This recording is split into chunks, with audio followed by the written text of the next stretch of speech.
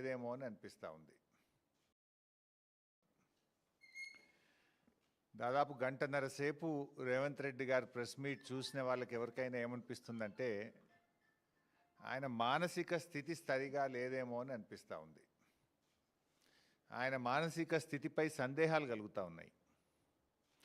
Jubilee హిల్స్లో Congress party గెలుపు కోసం ఎన్ని అడ్డదారులు దొక్కినా దాదాపు గంటన్నర సేపు అవి ఫలించే సూచనలు కనబడని వాళ్ళకి ఎవరికైనా ఏమనిపిస్తుందంటే బహుశా పాపం ఫ్రస్ట్రేషన్తో మానసిక స్థితి సరిగా లేదేమో అని గంటన్నర సేపు అడ్డమైన చెత్తవాగుడు వాగి ఆయన మానసిక స్థితిపై సందేహాలు కలుగుతూ ఉన్నాయి. జూబ్లీ హిల్స్ లో కాంగ్రెస్ పార్టీ గెలుపు కోసం చూస్తే ఎన్ని అడ్డదారులు నడపడం నాకు చేతనైతే లేదు అని ఆయన మాటల ద్వారా బయటపడతా ఉంది. తాను అసమర్థుడిని అని చెప్పకనే చెప్పుకున్నాడు రేవంత్ రెడ్డి గారు. తన అసమర్థతను బయట పెట్టుకున్నాడు రేవంత్ రెడ్డి గారు. 2 ఏళ్లలో తాను పొడిచిందేమి లేదు, తాను చేసిందేమి లేదు కనుకనే గత కాంగ్రెస్ పాలన చూసి నాకు ఓట్లేయండి జూబ్లీ హిల్స్లో అని వేడుకున్నాడు. నిన్న 2 సంవత్సరాల్లో ఆయన పాలనలో ఆయన ఏం చేయలే కదా. అందువల్ల గత కాంగ్రెస్ పాలన చూసి నాకు ఓట్లేయండి అని రేవంత్ రెడ్డి గారు ఆయన ఏదో పుట్టుకనే కాంగ్రెస్లో పుట్టినట్టు కాంగ్రెస్లో ఉన్నట్టు ఆయన మాట్లాడడం జరిగింది. బేసికల్ నేను ఇంకోటి అంటున్నా, నువ్వు గత కాంగ్రెస్ పాలన అంటే 2004 నుంచి 2014 వరకు నాటి కాంగ్రెస్ పాలన చూసి జూబ్లీ హిల్స్లో మాకు ఓటేయండి అంటుండు. మరి నువ్వు ఆ రోజు ఏ పార్టీలో ఉన్నావు? నాడు తెలుగుదేశం పార్టీలో ఉండి నువ్వేమన్నావు ఆ రోజు? దురదృష్టవశాత్తు పెద్దలు స్వర్గీయ వైఎస్ రాజశేఖర రెడ్డి గారు చనిపోతే పావురాల గుట్టలో పావురమైండ్ అని మాట్లాడింది నువ్వే కదా. మరి నాటి పాలన అంత మంచిగుంటే మరి ఆనాడు వైఎస్ఆర్ గారి మీద ఎందుకు నోరు బారేసుకున్నావు? ఆనాడు నువ్వు నాటి కాంగ్రెస్ ప్రభుత్వం చేపట్టినటువంటి జలయజ్ఞాన్ని ధనయజ్ఞం అని చెప్పి నీ నోటితోనే మాట్లాడినావు కదా. నీది నోరా మోరా? నాడు వైఎస్ రాజశేఖర రెడ్డి గారిని పట్టుకొని క్విడ్ ప్రో కో కింద 1,00,000 కోట్ల రూపాయలు వైఎస్ రాజశేఖర రెడ్డి గారు అవినీతికి పాల్పడాలని మాట్లాడిన మాటలు మరి మర్చిపోయినావా? నీ నోరుని ఏమన్నా ఫినాయిల్తో కడుక్కున్నావా? ఆనాడు అసెంబ్లీలో నేను కూడా ఉన్నా. నాటి తెలంగాణ ఏర్పడక ముందు ఉమ్మడి రాష్ట్రంలో ఆనాటి కాంగ్రెస్ పాలనలో ఇదే రేవంత్ రెడ్డి తెలుగుదేశం ఎమ్మెల్యేగా అసెంబ్లీలో లేచి తన తండ్రి గారు చనిపోతే దహన సంస్కారాలు పూర్తయిన తర్వాత స్నానం చేయడానికి కరెంటు లేదు, కరెంటు ఏఈలకు డిఈలకు ఫోన్ చేసి బతిలాడుకుంటే తండ్రి చనిపోయినాక స్నానం చేయడానికి నీళ్లు లేది పాలన ఈ కాంగ్రెస్ పాలన నువ్వే కదా మాట్లాడింది. ఈరోజు పోయి నీ ఊళ్ళో అడుగు, ఆ బాయిల కాడ ఆ బోర్ల కాడ 24 గంటల కరెంట్ ఇచ్చింది ఎవడు? కేసీఆర్ ఇచ్చిండు. నాడు నీ ప్రభుత్వంలో నాటి కాంగ్రెస్ పాలనలో 6 గంటల కరెంటు రాలేదు. పొద్దుందాకా 3 గంటలు, పొద్దుకి 3 గంటల కరెంటు నాటి కిరణ్ కుమార్ రెడ్డి గారి పాలనలో. ఈరోజు ఆ పాలనను నువ్వు క్లెయిమ్ చేసుకుంటున్నావు. కానీ ఇలా నీ ఊర్లో అడుగు 24 గంటల కరెంట్ ఇచ్చింది కేసీఆర్ గారు. అంటే నువ్వు అసలు ఏం మాట్లాడుతున్నావు? అంటే ప్రజలంత అమాయకులు అనుకుంటున్నావా? నువ్వు అతి తెలివితో ఏదో పాత కాంగ్రెస్ పాలన చూసి ఓట్లేయిందంటే ఇక్కడ ఎవరు నమ్మడానికి చెవులు ఏమన్నా క్యాలీఫ్లవర్లు పెట్టుకున్నారనుకుంటున్నావా? నిజంగా నువ్వు నాటి కాంగ్రెస్ పాలన నువ్వు క్లెయిమ్ చేయాలనుకుంటే ఆ రోజు నేను మాట్లాడిన మాటలకు బేషరతుగా క్షమాపణ చెప్తున్నా అని చెప్పిన తర్వాత నువ్వు క్లెయిమ్ చేసుకోవాలి.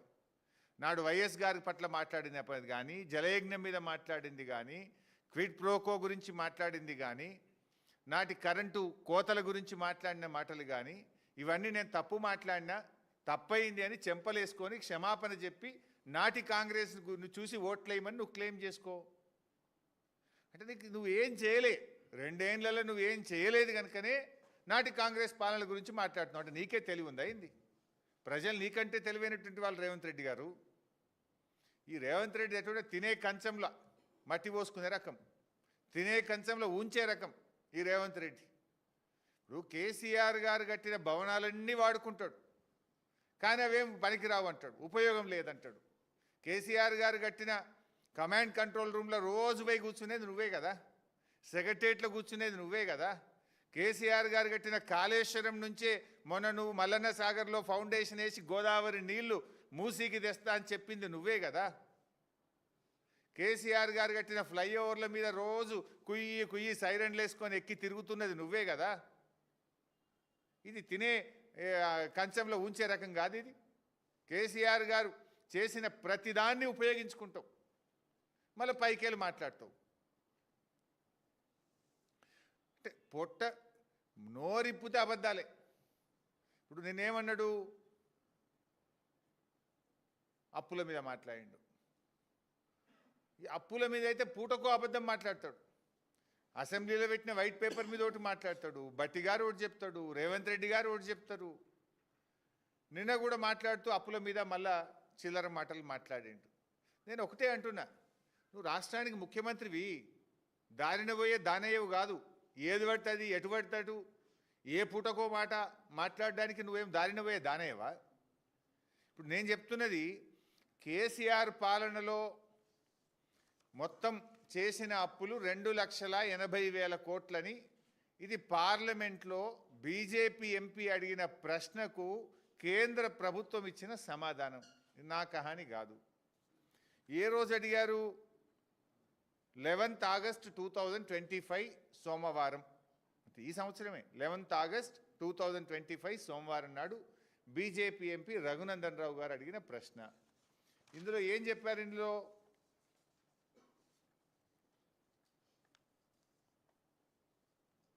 Total public debt as on 31/3/2024 అంటే మార్చ్ 31, 2024 నాటికి. ఇందులో ఇంకా 5 నెలల వీళ్ళ అప్పులు కూడా ఉన్నాయి. వీళ్ళు ఎక్కింది December 7, 2023 కదా. వీళ్ళవి కూడా 4 నెలలు వీళ్ళు ఉన్నాయి. అవి కూడా కలుపుకుంటే మొత్తం 3,50,520. 3,50,520. ఇందులో తెలంగాణ వచ్చే నాటికే ఆనాటి కాంగ్రెస్ ప్రభుత్వం చేసిన అప్పు 70,000 కోట్లు. అది తీసేస్తే ఎంత? 2,80,000 కోట్లు మాత్రమే. ఇది నేను చెప్తలేను కదా. పార్లమెంట్లో కేంద్ర ప్రభుత్వం బాజాబ్తా కేంద్ర ఆర్థిక మంత్రి ఇచ్చిన సమాధానం. అడిగింది బీజేపీ ఎంపీ, చెప్పింది కేంద్ర ప్రభుత్వం. నువ్వెందుకు ఈ చిల్లర మాటలు మాట్లాడుతున్నావు? ఇప్పుడు అసలు నీకు పాలన చేతనైతలేదు. బీఆర్ఎస్ ప్రభుత్వం ఉన్నప్పుడు యావరేజ్ గ్రోత్ రేట్ 15%, SOTR రాష్ట్ర ప్రభుత్వ సొంత ఆదాయ వనరుల వృద్ధి రేటు 15%. నువ్వు వచ్చినాక ఎందుకు పడిపోయింది? ఎందుకు తిరోగమనం తీసుకున్నది ఆర్థిక పరిస్థితి? ఉదాహరణకు నిన్ననే కాగేదో రిలీజ్ చేసినట్టుంది. సెప్టెంబర్ 2025 2025లో కాగ్ ఇచ్చిన రిపోర్టు ఈ నెలలో -5 GST వృద్ధి రేట్, ట్యాక్స్ రెవెన్యూ -5. ఇండియాలో 28 రాష్ట్రాల్లో చివరి నుంచి 4వ రాష్ట్రం. రాష్ట్ర ఆదాయ వృద్ధి రేటు సెప్టెంబర్ నెలలో -5 2025. ఇగో ఇది సెప్టెంబర్ 2024 +1. మరి అదే బీఆర్ఎస్ టైం సెప్టెంబర్ 2023 +33%. ఇండియాలో టాప్ +33. ఇవి నా లెక్కలు కావు, కాగు లెక్కలు, కాగు రిపోర్ట్. నేను నా సొంతం ఏం చెప్తలేను. వెబ్సైట్లో పోయి కాగులో కొడితే వెళ్తాయి. +33%. ఎందుకు తిరోగమనం అవుతుంది? నీ హైడ్రా వల్ల, నీ తుగ్లక్ చర్యల వల్ల, నీ భూదందాల వల్ల, నీ వేధింపుల వల్ల, నీ వసూళ్ల వల్ల. ఇలా స్టాంప్స్ అండ్ రిజిస్ట్రేషన్ తగ్గింది, GST తగ్గింది, రోడ్ ట్యాక్స్ తగ్గింది. ఎందుకు తగ్గుతున్నాయి? అది రివ్యూ చేసుకో. కేసీఆర్ గారి పాలనలో రాష్ట్ర ప్రభుత్వ తలసరి ఆదాయం 1,24,000 నుంచి 3,47,000 కోట్లకు 3,47,000కు పెరిగింది కేసీఆర్ పాలనలో. ఆల్మోస్ట్ దేశంలో అత్యధికం, భారతదేశంలోనే అత్యధిక తలసరి ఆదాయం ఉన్న రాష్ట్రాల్లో అగ్రగామిగా తెలంగాణ నిలిపింది కేసీఆర్. అసలు రాష్ట్ర బడ్జెట్, రాష్ట్ర రెవెన్యూ 2014-15లో రాష్ట్ర ప్రభుత్వం యొక్క రెవెన్యూ 62,000 కోట్లు. మేము దిగిపోయే నాటికి 2,30,000 కోట్లతో మీకు ఈ రాష్ట్రాన్ని అప్పచెప్పాం. అంటే 62ను 2,30,000 చేసిందంటే 4 రెట్లు పెంచాం. అందులో 2 కరోనా సంవత్సరాలు. 2 ఏళ్ళు కరోనా వచ్చిన 62,000 నుంచి 2,30,000 కోట్ల రాష్ట్ర ప్రభుత్వ ఆదాయాన్ని పెంచి మీ చేతికి ఇచ్చినాం కదా. 4 రెట్లు పెంచాం. మేమేమో 4 రెట్లు పెంచినాం 9.5 ఏళ్ళలో. 2 ఏళ్ళు కరోనా ఉండంగా నువ్వు 2 ఏళ్ళలోనేమో డౌన్ మైనస్. ఇది నీ చేతగాంతనం. నీకు పాలన చేతనైతే లేదు. అది ఇడిచిపెట్టి చిల్లర మాటలు మాట్లాడతావు. కేసీఆర్ గారిని పట్టుకొని ఏమంటావు నువ్వు? హైదరాబాద్కి ఏం చేసిండ్రు? అసలు హైదరాబాద్ కేసీఆర్ ఏం చేసిండో చెప్తా విను ఒకసారి. లిస్ట్ అంతా చదువుతా. నువ్వు ఏం చేసినా హైదరాబాద్ పైన కేసీఆర్ ముద్రను చెరిపేయడం నువ్వు కాదు కదా, నీ తాత జేజమ్మ తరం కూడా కాదు. అసలు నీ ఇంట్లో కిటికీలకెళ్ళి చూస్తే కనబడే తీగల వంతెన ఎవరు కట్టినరు? నీ ఇంట్లో కిటికీలకెళ్ళి చూస్తే కనబడే తీగల వంతెన కట్టింది కేసీఆర్ కాదా? రోజు పొద్దున నీ ఇంటికి పోయేటప్పుడు ఎడమ చేయిన కనబడే టీ హబ్ కానీ నువ్వు పోతున్న స్టీల్ బ్రిడ్జ్ కేసీఆర్ గారు కట్టింది కాదా? ఎవరు కట్టినరు? అసలు ఏమనంటే ప్రగతి భవన్ అంటాడు. మరి నువ్వెందుకు కడుతున్నావు నాయన? ఆ ప్రగతి భవన్లో ఇప్పుడు ఉంటుంది నీ డిప్టీ సీఎమే కదా. ఈయన గారు ఇప్పుడు ఎంసీహెచ్ఆర్డీలో 100 కోట్ల రూపాయలతో క్యాంప్ ఆఫీస్ కడుతుండు. నీకు అసలు మాట్లాడే హక్కు ఉందా? నువ్వెందుకు 100 కోట్ల రూపాయలతో ఎంసీహెచ్ఆర్డీలో క్యాంప్ ఆఫీస్ కడుతున్నావు? అసలు అది స్టార్ట్ చేసింది 30 కోట్లు. అంచనాలు 3 అంతలు పెరిగి ఇప్పుడు 100 దాటుతుంది. అది దానికి రోడ్ వైండింగ్ చేస్తుండే. ఇంకా దీనికి సమాధానం ఏంది? హైదరాబాద్లో నేనేమో చేసిన.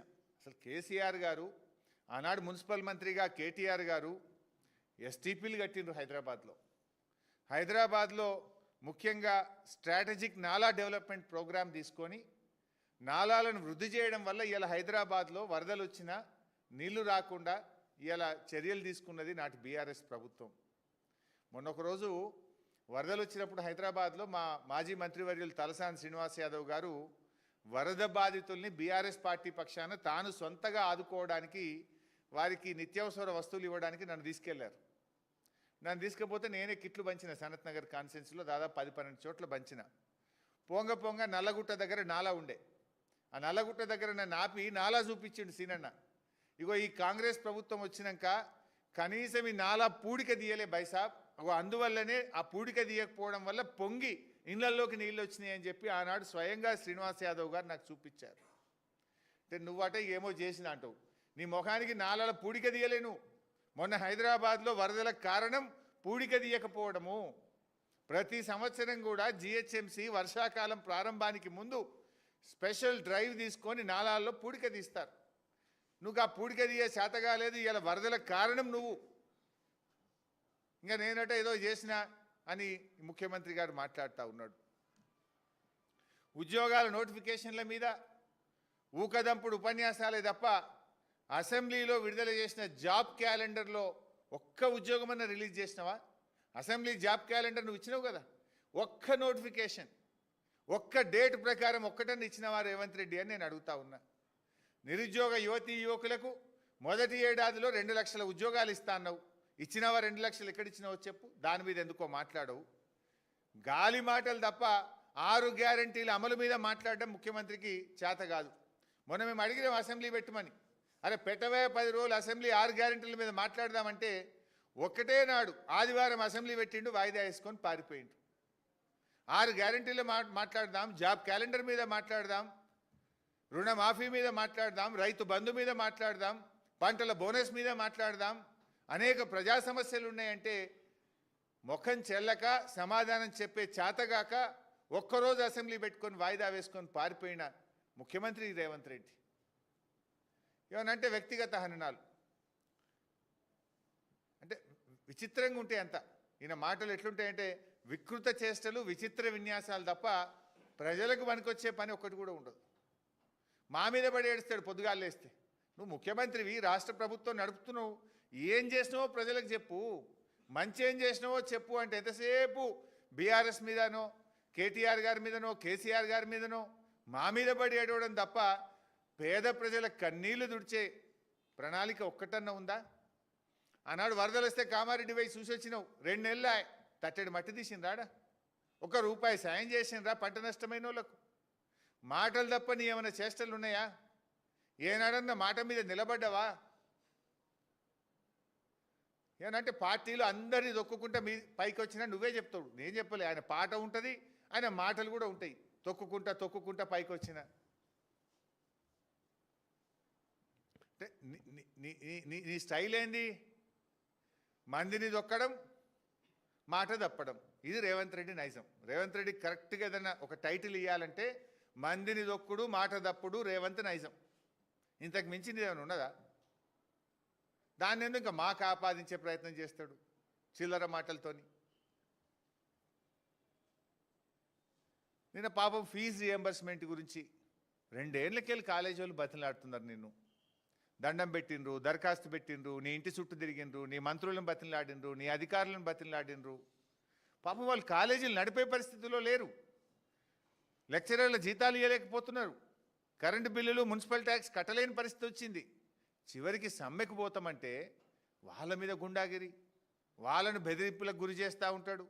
అంటే ప్రశ్నించే వారి మీద పగబట్టడం. నీ ఫెయిల్యూర్స్ను ఒకవేళ ప్రతిపక్షం అడిగితే ప్రతిపక్షం మీద రుద్దే ప్రయత్నం చేస్తాడు. బీఆర్ఎస్ బకాయిలు పెట్టింది అంటాడు. నేను ఇంకో మాట అన్నట్టున్నాడు, 10,000 కోట్ల బకాయిలు ఉన్నాయని అబద్ధాలు చెప్తుండ్రు. కేవలం 3,600 కోట్లు ఉన్నాయని నిన్న ప్రెస్ మీట్లో రేవంత్ రెడ్డి గారు చెప్పారు. నేను ఛాలెంజ్ చేస్తున్నా, రేవంత్ రెడ్డి మాట్లాడదామా దాని మీద? బహిరంగ చర్చకు సిద్ధమా? దాదాపు 8,000 కోట్లకు పైగా ఉన్నాయి. అయినా బీఆర్ఎస్ ప్రభుత్వము కరోనా వచ్చినా, కష్టం వచ్చినా 20,508 కోట్ల రూపాయల fee reimbursement చెల్లించింది. 20,508 crores we have paid for fees reimbursement. అరే నువ్వు ₹2 ఇవ్వపోతివి, నువ్వు 2 ఏళ్లలో ₹2 ఇవ్వలేను. కరోనా వచ్చినా, ఏ తిప్పలు వచ్చినా, పెద్ద నోట్ల రద్దు జరిగినా, ఆర్థిక మాంద్యం ఉన్నా ఏ రోజు కూడా ఫీజు రియంబర్స్మెంట్ బీఆర్ఎస్ ప్రభుత్వం ఆపలేదు. ఎస్సీ, ఎస్టీ, బీసీ, మైనార్టీ పిల్లలు చదువుకుంటున్నారు. ఆ పిల్లల భవిష్యత్తు ముఖ్యమని చెప్పి నాడు బీఆర్ఎస్ ప్రభుత్వం చెల్లించింది. నీకేమైంది? నువ్వు బడా బడా కాంట్రాక్టర్లకు, కమిషన్లకు, బీహార్కు డబ్బులు పంపేది ఉంటే పోయిన నెల ఎన్ని బిల్లులు ఇచ్చినావు చెప్పు నాకు. నువ్వు పోయిన నెలలో పెద్ద కాంట్రాక్టర్లకు నువ్వు ఇచ్చిన బిల్లు ఎంతో వైట్ పేపర్ రిలీజ్ చేయి. హర్యానా ఎలక్షన్ రాగానే పెద్ద కాంట్రాక్టర్ల బిల్లులు పోతాయి. మహారాష్ట్ర ఎలక్షన్ ముందు పెద్ద కాంట్రాక్టర్ల బిల్లు పోతాయి. ఇప్పుడు బీహార్ ఎలక్షన్ వస్తే దాంట్లో పెద్ద కాంట్రాక్టర్లకు బిల్లులు పోతాయి. ఈ గరీబ్ పిల్లలకు, ఎస్సీ, ఎస్టీ, బీసీ పిల్లలకి ఇవ్వమంటే నీకు స్కాలర్షిప్ డబ్బులు ఇవ్వమంటే నీకు ఉండయా? నీకు అంటే పిల్లల చదువులు ముఖ్యమా, నీకు కమిషన్లు ముఖ్యమా? Command release the white paper. Maharashtra ఎన్నికల ముందో, హర్యానా ఎన్నికల ముందో, నిన్న బీహార్ ఎన్నికల ముందు బడా కాంట్రాక్టర్లకు నువ్వు ఇచ్చిన బిల్ ఎంత? నువ్వు కొట్టిన కమిషన్లు ఎంత? అరే బీఆర్ఎస్ ఇచ్చింది కదా. కరోనా ఉంటే కూడా మేము 9.5 ఏళ్లలో 20,508 కోట్ల రూపాయలు మేము ఇచ్చినాం కదా ఫీజు రియంబర్స్మెంట్. నువ్వెందుకు ఇవ్వలేకపోతున్నావు? అదే ప్రభుత్వమే కదా, అదే ఆదాయం కదా. ఆనాడు బీఆర్ఎస్ ఇచ్చింది ఎట్లా, నువ్వు ఇయ్యవెట్లా? అంటే నీ ప్రాధాన్యతలు వేరే ఉన్నాయి, నీ ఆలోచన విధానం వేరే ఉన్నది. మాటలు ఎస్సీ, ఎస్టీ, బీసీ, చేతలంతా బడా బాబులు, ఢిల్లీకి మూటలు మోసుడు. నీకు చేతన అయితే లేదు. ఇప్పుడు ఏమంటాడు? మొన్నెప్పుడో లాస్ట్ టైం ఉద్యోగులు అందరూ కూడా, ప్రభుత్వ ఉద్యోగులు, మా ఎరియర్స్ ఇవ్వండి, మా డిఏలు ఇవ్వండి, మా పిఆర్సీ ఇవ్వండి అని అడిగినారు. ఈ దేశంలో 5 డిఏలు పెండింగ్ ఉన్న ఒకే రాష్ట్రం తెలంగాణ రాష్ట్రం. అవి ఇవ్వమంటే నన్ను కోసుకొని తింటారా? నా దగ్గర ఏం లేవు అన్నాడు. నిన్న కూడా ఈ కాలేజీలో అడిగినారు. అడిగితే వాళ్ళని పట్టుకొని బ్లాక్మెయిల్, మీకే అప్పచెప్తా మీరు చేయండి, మరి నీకు చేత కాకపోతే నువ్వు దద్దమ్మని ఒప్పుకో, గద్దె దిగు, ఎవరు చేస్తే వాళ్ళు చేస్తారు. నిన్ను చెయ్యమని కదా ఇచ్చింది. నువ్వు ఏం పెట్టినావు మేనిఫెస్టోలో అన్నాడు. మా కాంగ్రెస్ ప్రభుత్వం వస్తే వెంటనే ఫీజు రియంబర్స్మెంట్ బకాయిలు అన్నీ రిలీజ్ చేస్తా, తక్షణమే చేస్తా. మరి ఏం చేసినావు? 2 ఏళ్ళకి వెళ్ళి బకాయిలు ఇవ్వలే, కొత్త ఇవ్వలే, ₹1 ఇవ్వలే. నువ్వు పిల్లల జీవితాలతో ఆడుకుంటున్నావు. నేను ఇంకో మాట మాట్లాడిండు, బీఆర్ఎస్ బీజేపీదేదో బంధం, కేటీఆర్ గారు, కిషన్ రెడ్డి గారు అని మాట్లాడింది. ఇది ఎట్లుందంటే వెనకటికటి ఎవడో దొంగతనం చేసినోడు దొంగే దొంగ దొంగ దొంగ అని గట్టిగా అరిచిండట. గట్లున్నది రేవంత్ రెడ్డి తీరు. నీది కదా కిషన్ రెడ్డి గారిది, రేవంత్ రెడ్డిది ఫెవికాల్ బంధం. 5 ఏళ్ల కింద నీ మీద ఈడీ కేసు నమోదు చేస్తే ఇవాళకి నిన్ను ఎందుకు అరెస్ట్ చేయలేదు? ప్రధానమంత్రి గారు వచ్చి ఆర్ఆ ట్యాక్స్ వసూలు చేస్తున్నారు, కప్పం కడుతున్నారు ఢిల్లీ కంటే, ఈ రోజు వరకు ఎందుకు మీ మీద విచారణ జరుగుతలేదు? నిన్నగాక మొన్న ఇదే నెలలో బీహార్కు డబ్బులు పంపుతున్నారని ఢిల్లీలో బట్టి విక్రమార్క గారి ఇంట్లో ఐటీ రైట్స్ అయినాయి. ఇది ఎందుకో బయటకు రాదు. మీరు ఢిల్లీకి బట్టి విక్రమార్క పోతే ఎప్పుడు తెలంగాణ భవన్లో ఉండడు. గురుగాంలో ఆయన అత్తగారి ఇల్లు, ఆయన ఇల్లు ఉంటుంది, ఆడికి పోతాడు రాత్రి. ఆ గురుగాం ఇంటి మీద ఐటీ రైట్స్ అయినాయి. అక్కడి నుంచి కంప్యూటర్ హార్డ్ డిస్కులు, చిప్పులు అన్నీ తీసుకుపోయినారు ఐటీ వాళ్ళు. అంత గప్చూపు ఎందుకు అయింది? మరి ఎందుకో బయటకు రాకపోయే? ఏం ఒప్పందం ఉన్నది మీ మధ్య? పొంగిలేటి గారి ఇంటి మీద ఈడీ రైట్స్ అయినాయి. 3 రోజులు సెర్చ్ చేసిండ్రు. లోపలికి డబ్బులు లెక్క పెట్టే మిషన్లు పోయినాయి. టీవీలలో అందరు చూపించిండ్రు. మరి ఏమైంది? అంత గప్చూపు అయిపోయింది. బయటకు ఎందుకో రాదు ముచ్చట. ఏం దొరికింది, ఎంత దొరికింది, ఏం సీజ్ చేసిండ్రు? ఈడీ ఎందుకో అందరిది స్టేట్మెంట్ ఇస్తుంది, కానీ పొంగిలేటి గారి ఇంటి మీద ఎందుకో స్టేట్మెంట్ ఇయ్యది. ఢిల్లీలో ఐటీ రైట్స్ మరి ఎందుకు బయటకు వస్తలేవు? ఏంది అంటే దీన్ని బట్టి అర్థమవుతుంది ఏంది? రేవంత్ ప్రభుత్వానికి బీజేపీతో ఫెవికాల్ బంధం ఉంది, బడే బై చోటే బై బంధం ఉన్నది. బీజేపీతో అంటగాగేది నువ్వు, బీజేపీతో చీకటి ఒప్పందాలు ఉన్నాయి నీకు. ఢిల్లీ పోతే చీకట్ల కార్లలో తిరిగేది నువ్వు, ఎవరోని కలిసేది ఆల్రెడీ వస్తూనే ఉన్నాయి బయటకు. మళ్ళీ మా మీద అబాండాలు ఇస్తావా నువ్వు? కాళేశ్వరం కూలింది అంటాడు. అరే, బీఆర్ఎస్ ప్రభుత్వం వచ్చినాక 2014-15లో మా ప్రభుత్వం వచ్చినాడు ఈ రాష్ట్రంలో వరి ధాన్యం ఉత్పత్తి 68 లక్షల మెట్రిక్ టన్నులు. 2014-15లో వరి ధాన్యం ఉత్పత్తి 68 లక్షల మెట్రిక్ టన్నులు. 2022-23 సంవత్సరంలో 2,70,00,000 మెట్రిక్ టన్నుల వరి ధాన్యం ఉత్పత్తి అయింది. ఏమన్నా మంత్రం వేస్తేనో మాయం వేస్తే వస్తుందా? ఉచిత కరెంట్ ఇచ్చినాము, మిషన్ కాకతీయలో చెరువులు బాగు చేసినాము, పెద్ద ఎత్తున చెక్ డ్యాంలు నిర్మించినాము, మహబూబ్ నగర్లో పెండింగ్ ప్రాజెక్టులు పూర్తి చేసినాము, భక్త రామదాస్ ప్రాజెక్టు కట్టినాము, అదేవిధంగా ఎస్ఆర్ఎస్పి స్టేజ్ 2 పనులు పూర్తి చేసినాము, ఎస్ఆర్ఎస్పి స్టేజ్ 1 మోడర్నైజేషన్ చేసినాము, కాళేశ్వరంలో ఎన్నో రిజర్వాయర్లు నిర్మించినాము. ఇట్లా ఎన్నో పనులు చేసి అద్భుతంగా వ్యవసాయ రంగంలో దేశంలోనే నంబర్ 1గా తెలంగాణ నిలబెట్టింది బీఆర్ఎస్ ప్రభుత్వం. కాళేశ్వరం కూలింది అంటాడు. మళ్ళీ నిన్న ప్రెస్ మీట్లు ఏమంటుండు? హైదరాబాదుకు 20 టీఎంసీల గోదావరి జలాల తరలింపుకు ప్రణాళిక చేశాం. ఇవాళ ఏదో పేపర్ చదివిన హెడ్డింగ్ ఉండే, హైదరాబాదుకు 20 టీఎంసీల గోదావరి జలాల తరలింపుకు ప్రణాళిక. ఎక్కడికి వస్తున్నాయి గోదావరి జలాలు? మల్లన్న సాగర్ నుంచి మూసీకి 20 టీఎంసీలు తెస్తాను. మల్లన్న సాగర్ ఎవరు కట్టిర్రు? కాళేశ్వరంలో అంత భాగం కాదా? మల్లన్న సాగర్ కట్టింది కేసీఆర్ కాదా? ఏడికెళ్ళి వస్తుంది? మరి కాళేశ్వరం కూలితే నువ్వు 7,000 కోట్లతోని మల్లన్న సాగర్కి వెళ్ళి హైదరాబాద్కు నీళ్ళు ఎట్లా తెస్తున్నావు? మల్లన్న సాగర్ కట్టింది కేసీఆర్ కాదా? అంత మాయా మచ్చింద్రం చేసి నోరుంది కదా అని నోటికి వచ్చినట్టు మాట్లాడితే ప్రజలు అంత అమాయకులు అనుకుంటున్నావా నువ్వేమన్నా? ఇప్పుడు కాళేశ్వరం అంటే ఏంది బైసాబ్? కాళేశ్వరం అంటే Medigadda barrage, Kannepalli pump house, Annaram barrage, Saraswati pump house, Sundilla barrage, Parvathi pump house, Nandimedaram reservoir, Nandimedaram pump house, Gayatri pump house, Rampur pump house, Rajeshwarapeta pump house, Malkapet pump house, Malkapet reservoir, Muppal pump house, upper Maner pump house, Ananthagiri reservoir, Ananthagiri pump house, Ranganayaka Sagar pump house, Ranganayaka Sagar reservoir, Mallanna Sagar pump house, Mallanna Sagar reservoir, Kondapochamma Sagar pump house number 1, pump house number 2, Kondapochamma Sagar reservoir, Baswapur reservoir. ఇవన్నీ కదా కాళేశ్వరం అంటే. ఇవన్నీ ఊళ్ళినాయా? ఇవి అన్నిటి కింద పంట పంటలేదా? నీ కళ్ళు కనబట్టలేవా? పోదామా? ఇవాళ అంతగిరి కింద పంట పంటలేదా? రంగనాయక సాగర్ కింద పంట పంటలేదా? మల్లన్న సాగర్ కింద పంట పంటలేదా? కొండపోచమ్మ కింద పంట పంటలేదా? పంట పండేది నిజం, రైతులకు తెలుసు కదా. నువ్వు ఈడ కూర్చొని కాళేశ్వరం కూలిందని గవే ప్రతిపక్షంలో చెప్పినప్పటి చిల్లర మాటలే రాష్ట్ర ముఖ్యమంత్రిగా గదే అబద్ధపు గోబల్స్ మాటలు మాట్లాడుతున్నావు నువ్వు. నిన్న ఇంకో మాట మాట్లాడిండు సెక్రటరియట్ గురించి. సెక్రటేరియట్ అనేటువంటిది అంబేద్కర్ గారి స్ఫూర్తి దీపిక. అసలు అంబేద్కర్ పేరుంది నీకు ఇష్టం లేనట్టుంది, అందుకే సెక్రటేరియట్ పోతలేడు ఈయన. అంబేద్కర్ పేరు మీద ఉన్న సెక్రటేరియట్ పోవడానికి నీకు ఏం కష్టమవుతుంది? నెలకొక్కనాడు పోతలేవు నువ్వు. ఎప్పుడు చూసినా ఈ కమాండ్ కంట్రోల్ రూమ్లో కూర్చుంటున్నావు. అయితే జూబ్లీ హిల్స్ ప్యాలెస్ లేకపోతే కమాండ్ కంట్రోల్ రూమ్.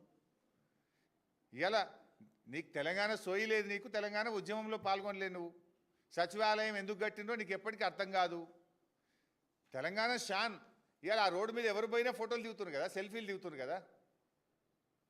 తెలంగాణ ప్రజలు, వివిధ రాష్ట్రాల ప్రజలు ఎవరు వచ్చినా ఈ సెక్రటేరియట్ని చూసి అబ్బురపడి తెలంగాణ గౌరవం పెరిగింది, తెలంగాణ ప్రతిష్ట పెరిగే విధంగా కేసీఆర్ తెలంగాణ పరిపాలన సౌధాన్ని నిర్మించింది బీఆర్ఎస్ ప్రభుత్వం.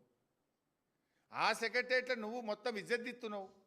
ఈ రాష్ట్ర చరిత్రలో, ఈ దేశ చరిత్రలో బిల్లులు రావడం లేదని కాంట్రాక్టర్లు ఫైనాన్స్ డిపార్ట్మెంట్ ముందు సెక్రటేరియట్లో ధర్నా చేసిన ఘనత రేవంత్ పాలనకి దక్కింది కదా. ఇవాళ ఆ బ్రోకర్లు మొత్తం పైరవికారులు 10%, 12%, 14% వశపడక కాంట్రాక్టర్లు ఫైనాన్స్ డిపార్ట్మెంట్ ముందు ధర్నా చేసింది కదా. రోషయ్య గారు లాంటి హేమీలు ఫైనాన్స్ మినిస్టర్గా పనిచేసిండ్రు. ఈ రాష్ట్ర చరిత్రలో ఉమ్మడి రాష్ట్రంలో కానీ తెలంగాణ రాష్ట్రంలో కానీ ఏనాడైనా ఫైనాన్స్ డిపార్ట్మెంట్ ముందు కాంట్రాక్టర్లు ధర్నా చేసిన చరిత్ర ఈ దేశంలో, ఈ రాష్ట్రంలో ఉందా? ఎవరు అడిగినా 12%, 30%, 20% గవర్నమెంట్ అంటారు. ప్రధానికి రేటే పెట్టారు మీరు 12 to 30%. ఇంకా నువ్వు మాట్లాడుతావు.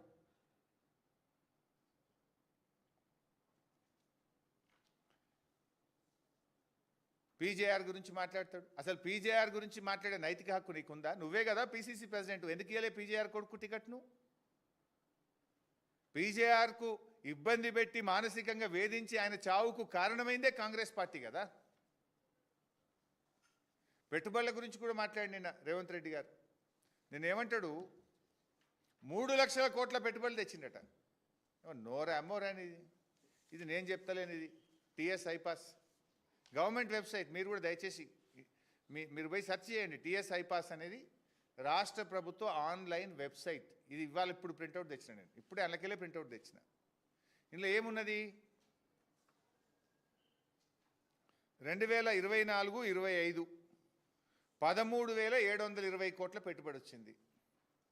2025-26 6,472 కోట్ల పెట్టుబడి వచ్చింది.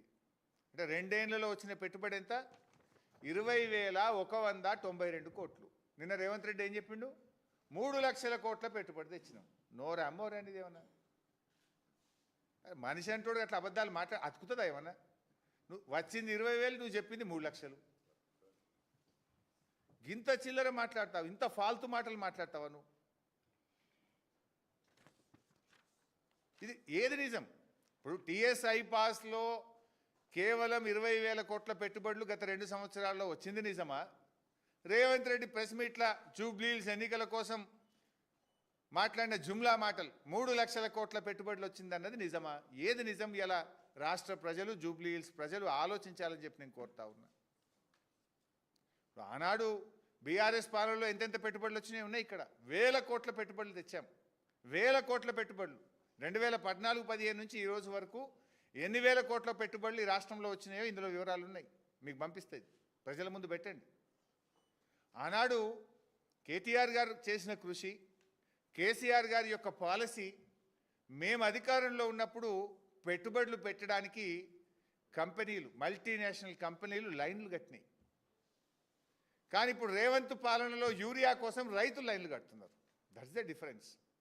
ఆనాడు పెట్టుబడులు పెట్టడానికి పారిశ్రామికవేత్తలు తెలంగాణకు లైన్లు కడితే, రేవంత్ పాలనలో యూరియా కోసం రైతులు లైన్లు కడుతున్నారు. This is the difference mister Revanth Reddy.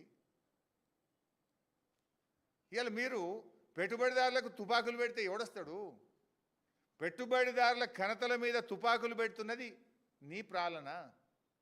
రౌడీలేమో police గుండెల్లో తూటాలు తీస్తున్నారు నీ పాలనలో. రౌడీలు ఏడబడతాడో తుపాకులేనే, పోలీసులకే గుండెల్లో తుపాకులు బుల్లెట్లు దిగుతున్నాయి నీ పాలనలో. పోలీసులకు రక్షణ లేదు, పారిశ్రామికవేత్తలకు రక్షణ లేదు. దానికి నువ్వే హోంమంత్రి, నువ్వే ముఖ్యమంత్రివి. ఇప్పుడు నప్పతట్లోడు ముఖ్యమంత్రి అయితే గిట్లే ఉంటుంది రాష్ట్రం. రాష్ట్రంలో అరాచకం వెళ్తూ ఉంది ఈరోజు. ఇవన్నీ జూబ్లీహిల్స్ ప్రజలకు అర్థమైనాయి. నువ్వు గంటన్నర మాట్లాడినా 2 గంటలు మాట్లాడినా కనతల మీద తుపాకులు పెట్టేది అర్థమైంది, యూరియా కోసం లైన్లలో నిలబడేది అర్థమైంది, రౌడీలు పోలీసుల గుండెల మీద బుల్లెట్లు దించేది అర్థమైంది. అందుకే రేపు జూబ్లీహిల్స్ ఓటర్లు లైన్లు కట్టి పొద్దున్నే పోయి బీఆర్ఎస్కు ఓటు వేయాలని ఆల్రెడీ డిసైడ్ అయిపోయింది. నువ్వు ఎన్ని జిమ్మిక్కులు చేసినా, నువ్వు ఎన్ని పంచినా, చీరలు వంచినా, సారెలు వంచినా, పైసలు వంచినా నడవది. ఇవాళ వెంకటేశ్వర స్వామి కళ్యాణం అని పెట్టి చీరలు వంచుతున్నాడు యూసఫ్ గూడల. అందులో రాసిన బ్రోచర్ల వెంకటేశ్వర కళ్యాణం, సాయంత్రం పూట అందరికీ చీరలు, దోతులు, బట్టలు పంచబడును. వట్టెప్పుడు ఎందుకో వంచపోతారు, యూసఫ్ గూడలో ఇయ్యాలే వంచుతారట.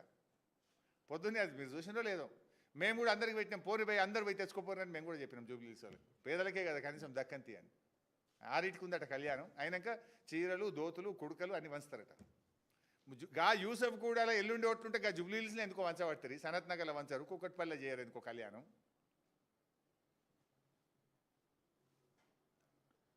ఇప్పుడు ఎట్లుందంటే రేవంత్ రెడ్డి చెప్తున్న ముచ్చట వెనకటి కూడా అన్నాడట, పనిమంతుడు పందిరేస్తే కుక్కతోక దాగి పడి కూలిపోయిందట. గట్లున్నది రేవంత్ తీరు. బాబు రేవంత్ గారు, నువ్వు తెలంగాణకు నీ పార్టీ నీ పాలన ఏం చేయలేదు, ఏం చేయబోదు అని ఈ రాష్ట్ర ప్రజలకు, జూబ్లీహిల్స్ ప్రజలకు స్పష్టంగా అర్థమైపోయింది. ఇక ఏం చేసిండ్రు కేసీఆర్ గారు అని కూడా వీళ్ళు మాట్లాడుతున్నారు. మేము సీతమ్మ బ్యారేజ్ కట్టినాం, పూసుగూడెం పంప్ హౌస్ కట్టినాం, బిజ్కొత్తూరు పంప్ హౌస్ కట్టినాం, Kamalapuram pump house, Narlapur pump house, Anjanagiri reservoir, Yedula pump house, Yedula reservoir, Vattem pump house, Vattem reservoir, Kurumurthy reservoir, ఇట్లా ఎన్ని, పాలమూరు రంగారెడ్డి ప్రాజెక్టులో Uddandapur pump house, Uddandapur reservoir, Tummila lift irrigation, pending ప్రాజెక్టులు 4000 కోట్లతోని 7 లక్షల ఎకరాలకు పాలమూరు జిల్లాలో నీళ్ళు ఇచ్చినాం. వరంగల్లో 2000 పడకల సూపర్ స్పెషాలిటీ హాస్పిటల్, రాష్ట్రంలో 500 బస్తీ దవాఖానాలు, 3200 పల్లె దవాఖానాలు, పంజగుట్టలో నిమ్స్ విస్తరణ, TIMS LB Nagar, TIMS Sanath Nagar, TIMS Alwal, 18 nursing కాలేజీలు, 79 డయాలసిస్ కేంద్రాలు, 22 ఎంసీహెచ్ సెంటర్లు, Sangareddy medical college, Kothagudem medical college, Mahabubabad medical college, Nagar Kurnool medical college, Rangareddy medical college, Ramagunda medical college, Jagtial medical college, Mancherial medical college, Wanaparthy medical college, Siddipet medical college, Mahabub Nagar medical college, Suryapet medical college, ఇట్లా చదివితే చాలా ఉన్నాయి. 12 ప్రభుత్వ పాలిటెక్నిక్లు, 32 integrated కలెక్టరేట్లు, 32 ఎస్పీ కార్యాలయాలు, టీ హబ్బు, వి హబ్బు, టీ వర్క్స్, 125 అడుగుల అంబేద్కర్ విగ్రహము, పోలీస్ కమాండ్ కంట్రోల్ రూము, అమరవీరుల స్మారక చిహ్నము, 34 హైదరాబాద్లో మోడల్ గ్రేవ్ యార్డులు, 109 అర్బన్ పార్కులు, కాలోజీ భవన్, బంజారా భవన్, కొమరం భీం భవన్, అనిసిల్ గుర్బా భవన్. ఫ్లైఓవర్ల గురించి మాట్లాడతాడు ఈయన. వెనకటికి ఎక్కడనో ఒకటి తార్నాకలో కాంగ్రెస్ కట్టిందట. మరి దేశంలోనే అతి ఎక్కువ ఫ్లైఓవర్లు 43 ఫ్లైఓవర్లు కట్టింది హైదరాబాద్లో బీఆర్ఎస్ ప్రభుత్వం, కేసీఆర్ గారి ప్రభుత్వం. Kamineni flyover, Kamineni LHS flyover, Bairamalguda LHS flyover, RHS flyover, LB Nagar LHS flyover, JNTU Malaysia township flyover, Balanagar flyover, biodiversity flyover, biodiversity second flyover, Jubilee Hills road number 45 flyover, mind space junction flyover, శిల్పాలేట్ flyover, Chandrayangutta flyover, Bahadurpura flyover, APJ Abdul Kalam flyover, Shaikpet flyover, Durgam Cheruvu cable bridge flyover, Panjagutta steel bridge flyover, Chutneys hotel flyover, Ayyappa society under pass, Chintakunta under pass, LB Nagar LHS under pass, LB Nagar RHS underpass, mind space junction underpass, Khaitlapur ROB, hitech city railway station ROB, Tukaram gate ROB, Uttam Nagar RUB, Uppuguda RUB, Lalapet ROB, Malkajgiri Anandbagh RUB, Hyderabad ORR to Medak rehabilitation, Rajiv Gandhi విగ్రహ flyover, Kothaguda flyover, నాయి Narasimha Reddy steel bridge flyover, Aramghar flyover, ఇట్లా దాదాపు 43 ఫ్లైఓవర్లు ఉన్నాయి. ఇవన్నీ రేవంత్ రెడ్డి న్యాయగిట్ట కట్టిండా? నువ్వు పోయి రిబ్బన్లు కత్తిరిస్తున్నావు. కేసీఆర్ గారు కట్టించిన వాటికి రిబ్బన్లు కత్తిరిస్తున్నావు. కేసీఆర్ ఏం చేయాలి హైదరాబాద్ అని మాట్లాడుతూ? ఈ ఫ్లైఓవర్లు, ఈ 43 ఫ్లైఓవర్లు ఎవరు కట్టినరు? ఎస్టీపీలు, ఫుట్ ఓవర్ బ్రిడ్జ్లు, లింక్ రోడ్లు, 153 సబ్స్టేషన్లు. నాటి కాంగ్రెస్ పాలనలో హైదరాబాద్ నగరంలో 4 గంటల కరెంటు కోతుండే. మేము వచ్చిన తర్వాత క్వాలిటీ పవర్ 153 సబ్స్టేషన్లు కట్టినాం ఒక హైదరాబాద్ నగరంలో. ఇవాళ Yadadri power plant, Bhadradri thermal power plant, Bhupalpally KTIPS plant, Warangal IT tower, Khammam IT tower, Nizamabad IT tower, Mahabub Nagar IT tower, Siddipet IT tower, Nalgonda IT tower, Adilabad IT tower, 2600 రైతు భవనాలు, 12,000 నర్సరీలు, 19,000 పల్ల ప్రకృతి వనాలు, 1952 బృహత్ ప్రకృతి వనాలు, 100 మొబైల్ వెటర్నరీ క్లినిక్లు, 20 లక్షల గోడౌన్ల కెపాసిటీ కలిగిన 534 నూతన గోడౌన్లు, 1200 చెక్ డ్యాంలు, కొమరంభీం మ్యూజియము, 551 పోలీస్ స్టేషన్లు కొత్తయి, మెగా టెక్స్టైల్ పార్కు, 382 బ్రిడ్జులు, కరీంనగర్ కేబుల్ బ్రిడ్జు, రైతు బంధుకు 73,000 కోట్లు, ఉచిత కరెంటుకు 61,000 కోట్లు, ఆసరా పెన్షన్కు 61,000 కోట్లు, రుణమాఫీకి 29,000 కోట్లు, రైతు బీమాకు 7,000 కోట్లు, అద్భుతమైన యాదాద్రి దేవాలయం. ఎన్ని చెప్పాలి?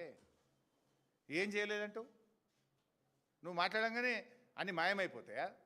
రోజు హైదరాబాద్ ప్రజలకు ప్రయాణిస్తున్న ఫ్లైఓవర్ల మీద ప్రయాణిస్తున్న ప్రయాణికులకు ఇవి బీఆర్ఎస్ కట్టిందా, ఎవరు కట్టినరో ప్రజలకు తెలియదా? ప్రతిరోజు ఇంటికి త్రాగునీరు బీఆర్ఎస్ పాలనలో పొందుతున్న ప్రజలకు తెలియదా? నాటి కాంగ్రెస్ పాలనలో ట్యాంకర్లు, ప్రతి అపార్ట్మెంటుకు ట్యాంకర్లు తెచ్చి వాటర్ బిల్లు పెరిగేది ప్రతి ఒక్కరికి.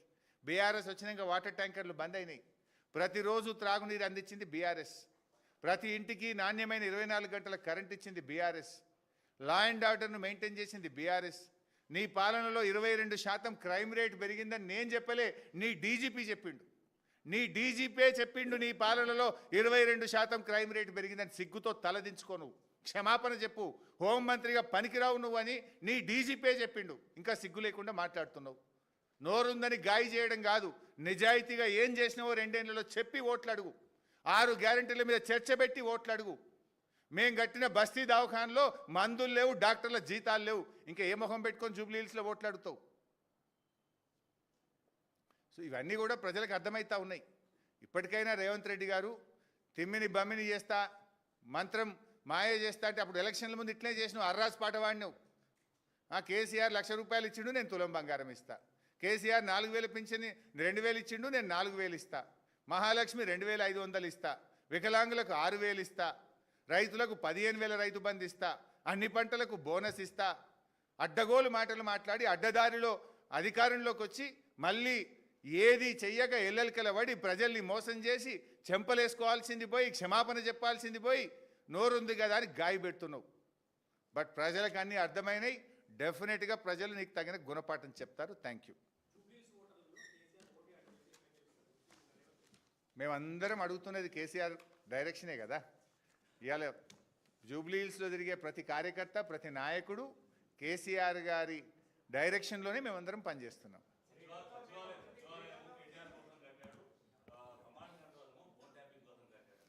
కమాండ్ కంట్రోల్ రూమ్లో ఇనాగ్రేషన్ చేసినాడే పోయింది కేసీఆర్. మళ్ళీ పోలే. నువ్వే రోజు కూర్చుంటున్నావాడా? కేసీఆర్ ఒక్కసారి పోయిండా? ఇనాగ్రేషన్ చేసినాడు పోయిండంటే మళ్ళీ పోలే. నువ్వు మాత్రం రోజు పోయి కూర్చుంటున్నావు. అది నీకే వర్తిస్తుంది. నువ్వు చేసింది ఏంది, అడుక్కున్నది ఏందో చెప్పరాదే. మా సుధీరన్నం బిలువ వస్తాడు, ఏడ అడుక్కున్నామో చెప్తాం. నువ్వు చేసింది ఏంది, అడుక్కున్న ఇంకా నాలాల పుడిక తీయే చేత కాదు నీకు. ప్రతిసారి ఎండాకాలంలో నాలాల పుడిక తీస్తారు. సో దట్ వర్షాకాలంలో వచ్చే వరద నీరు నాలలో ఫ్రీగా ఫ్లో కావాలి. గజ్జేక మొత్తం వరదలు వచ్చి హైదరాబాద్ మునిగిపోయింది నీ చేతకాంతనం వల్ల. నీ మున్సిపల్ మినిస్టర్గా నువ్వు ఫెయిల్, హోమ్ మినిస్టర్గా నువ్వు ఫెయిల్, విద్యాశాఖ మంత్రిగా నువ్వు ఫెయిల్.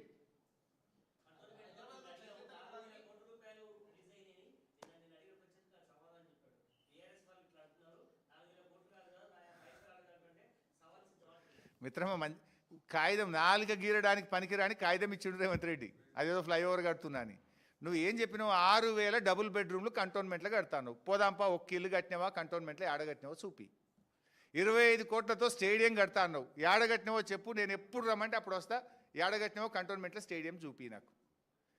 అవేంది, మిలిటరీ ల్యాండ్లకు పట్టాలు ఇప్పిస్తా అన్నావు. ఎవరికైనా ఒకరికి పట్టా ఇస్తే ఏ ఇంటికి ఇప్పించినావో చెప్పు, పోయి చూద్దాంపా. ఒక్కటి చేయలేను. ఉత్తగో జీవో, ఆ ఫ్లైఓవర్కు 4 గీరితే పనికిరాని జీవో.